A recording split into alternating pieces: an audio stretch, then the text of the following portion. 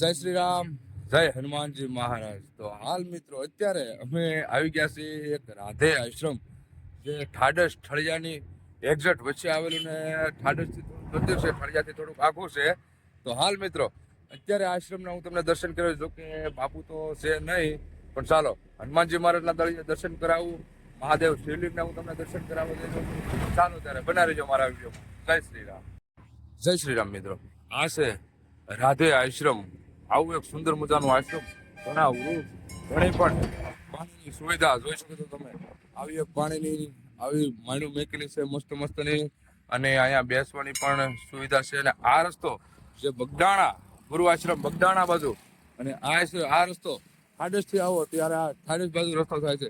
તો ચાલો અત્યારે હું તમને દર્શન કરાવવા જઈ રહ્યો છું હનુમાનજી મહારાજના. અને તે પહેલા આવેલી આ બાજુમાં બજરંગદાસ બાપાની મઢી જોઈ શકો તમે. આ મઢીના કોઈ દાતાર છે, તેમને બનાવેલું આ બજરંગદાસ બાપાનું આવું એક સુંદર મજાનું મંદિર. ચાલો તારે જય બજરંગદાસ બાપા, હે બગડાણા વાળા, હે પંડિત હરિ બાવલિયા, હે ટૂંકી પેરે બાપા પોતળી અડધાવું હડાય. જય હો બજરંગદાસ બાપા.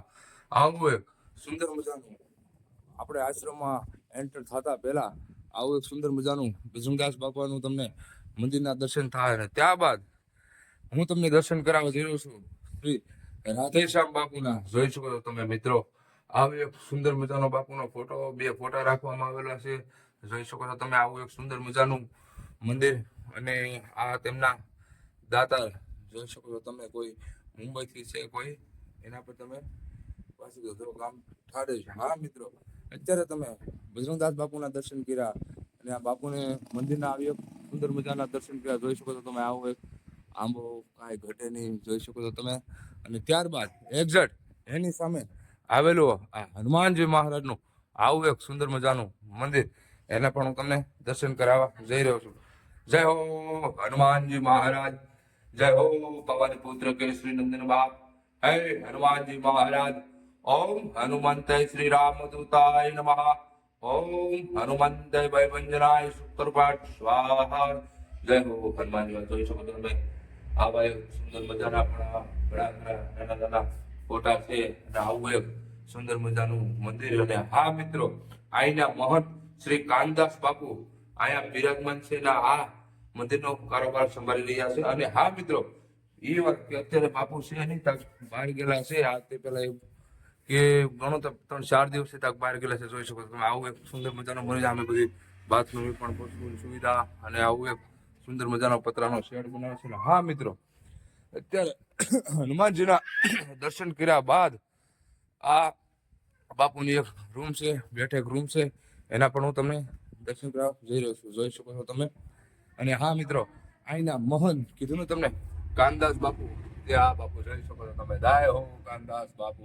અત્યારે તો બાપુ છે નહીં, તક બહાર ગયેલા છે. જોઈ શકો તમે આવું એક મોટો એક હોલ બનાવેલો છે અહીંયા, એના પર તમે દર્શન કરી રહ્યા છો. જોઈ શકો છો તમે ઘણા પણ મહાદેવનો ફોટો પણ, શિવલિંગનો પણ ઘણું પણ આમાં છે. પણ અત્યારે તો જો કે મન છે નહીં, એટલે આ બાપુની બેઠક છે બરોબર.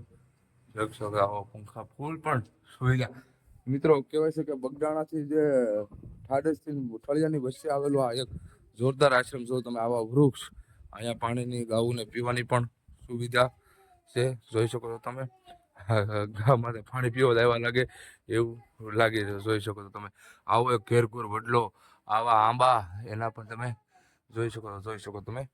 જો આ પાણી ભરેલું છે, ને આ બાજુમાં કૂવો છે. ને હા મિત્રો ત્યારબાદ મહાદેવના દર્શન કરવા જતા આપણે શ્રી કાળ ભૈરવ દાદાના દર્શન થાય. ઓમ કાલ ભૈરવ તો ભગવતય નમઃ. ઓમ કાલ ભૈરવ ભગવંતય નમઃ. જોઈ શકો તમે.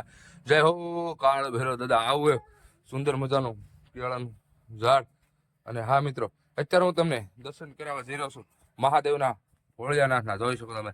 હર હર મહાદેવ. જય હો ભગવાન, જય ભોળિયાનાથ શિવશંકર મહાદેવ. ઓમ ત્રયંકમ યદામહી સુગંધિ પુષ્ટિ વર્ધરમ પૂર્વા ઋતુમેવ વંદનાર મૃત્યુર્મોક્ષીયમ અમૃતા. જય હો ભગવાન. જય શ્યામભાઈ. હા અમારે શ્યામભાઈ જોઈ શકો તમે. દર્શન કરો છો બેટા? હે દર્શન કરો છો? આવું એક સુંદર મજાની શિવલિંગ જોઈ શકો. આ પાણી જળ ચડાવવા માટે આવું પણ એક બીલીપત્રની નીચે બેઠેલા. અને હા મિત્રો અહીંયા શ્રી ગણપતિ દાદાની મૂર્તિ જોઈ શકો છો તમે આવું એક સુંદર મજાનું હનુમાનજી મહારાજની મૂર્તિ એના પર તમે દર્શન કરવા આવ્યો છો, જોઈ શકો છો તમે. હા મિત્રો, મહાદેવ ભોળિયાનાથના દર્શન કર્યા, કાળ ભૈરવ દાદાના દર્શન કર્યા, ત્યારબાદ હું તમને દર્શન કરાવવા રહ્યો છું એક અહીંયા આવેલો કુવાના પણ. જોઈ શકો તમે અત્યારે આ તુલસી માતાનો આવો એક સુંદર મજાનો બાપુએ ઓટો બનાવેલો છે, અને આ છે આશ્રમનો આવેલો કુવો. જોઈ શકો છો તમે, આ એનો કુવો છે ને આ એક રાણીનું ઝાડ છે, અને જોઈ શકો છો તમે. અને હા મિત્રો, અત્યારે હું તમને દર્શન કરાવું છું. અહીંયા એક સિદ્ધ ધૂણો, એક પ્રાચીન ધૂણો, એના પણ તમે દર્શન કરી રહ્યા છો. એમ કે બાપુ છે નહીં એટલે જોઈ શકો છો તમે આવું એક સુંદર મજાનું એક ઝાડ કેરફુલ ઝાડમાં આવેલું હા રાધે આશ્રમ જોઈ શકો છો તમે. જો મિત્રો આવા સ્થળ આવા જ આશ્રમમાં તમે દર્શન કરવા માંગતા હોય તો અત્યારે જ અમારા વિડીયોને લાઈક શેર અને સબસ્ક્રાઇબ કરવાનું ભૂલતા નહીં. ચાલો તારે જય શ્રી રામ, જય હનુમાનજી મહારાજ, મહાદેવ હર આદેશ ગિરનારી, હર હર મહાદેવ, જય શિવશંકર મહાદેવ.